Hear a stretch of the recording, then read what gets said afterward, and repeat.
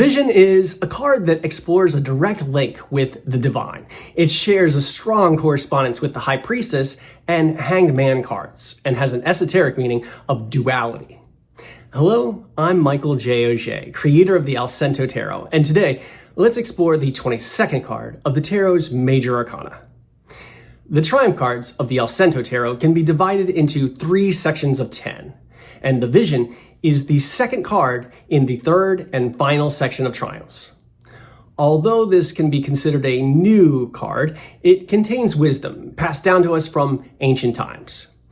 In Greek mythology, Hypnos is the personified spirit of sleep and provides a bridge between the divine and mortal worlds.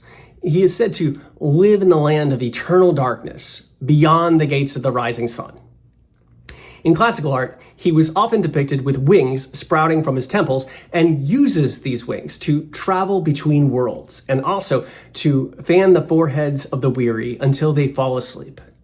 He was often depicted with poppies or holding either a horn of sleep-inducing opium or a branch dripping water from the river Lethe, the river of forgetfulness. Hypnos is also known as Somnus by the Romans, and is the father of 1,000 sons. His most famous son is Morpheus, the fashioner of dreams.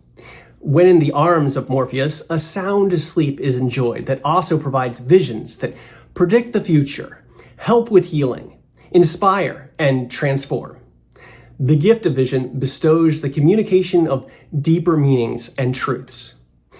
Morpheus is often depicted with one regular ear to listen to the dreams of mortals and one winged ear to deliver messages from the gods. Unlike his brothers who pass through a gate of carved ivory representing dreams of deception without true meaning, Morpheus passes through a gate made of polished horn representing true and visionary dreams. The Allcento Tarot features Morpheus standing at this gate. This gate can also be seen as a doorway connecting the familiar triumphs with the lesser-known mysteries. This 22nd card corresponds visually with the 2nd and 12th cards that also include cross lines forming an X in their designs. The High Priestess, the Hanged Man, and the Vision share a passive energy that divides the world into the seen and the unseen, as well as other forms of duality. The upside-down perspective of the Hanged Man helps to lift the veil of the High Priestess, so the gate of the Vision, which separates us from divine wisdom, is opened wide. The borders of our minds and memories are ever shifting and can flow into a greater collective energy evoked by symbols. With access to the astral plane, higher knowledge and enlightenment providing guidance or warning is revealed. In addition to dreams, there are other ways to unlock a direct link with our higher self.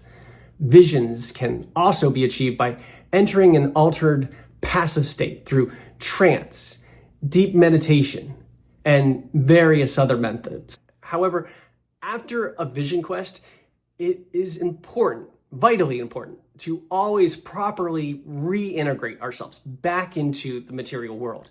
Those who see a vision are not mad. However, those who believe in a vision but reject ordinary sense are. Suffering and pain are a result of a conflict between the opposing duality of consciousness and unconsciousness. The King of Dreams holds a finger to his lips to indicate some truths cannot be expressed with words. He is surrounded by a kaleidoscope of all-seeing eyes. The eye is a window to the soul and a gateway to the infinite expanse. The brightest truths cannot be directly viewed by mortal eyes, so they must be re-veiled in order to be revealed, using allegory and symbolism. The idea to create a 100-card tarot deck began with a vision. Researching historic decks like the Minchiati that have many additional cards to what is considered the standard tarot helped motivate me to dig even deeper. I was also partly inspired by best-selling science fiction writer Piers Anthony.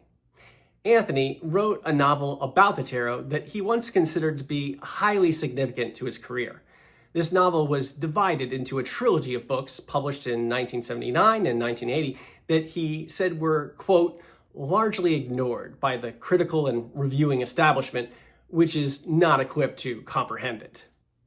The story is set in the future, on a far-off planet named Tarot, where an isolated group of colonists discover a mysterious phenomenon called animations, based on the tarot, that cause those who are caught up in them to experience alternate realities, both wonderful and horrible.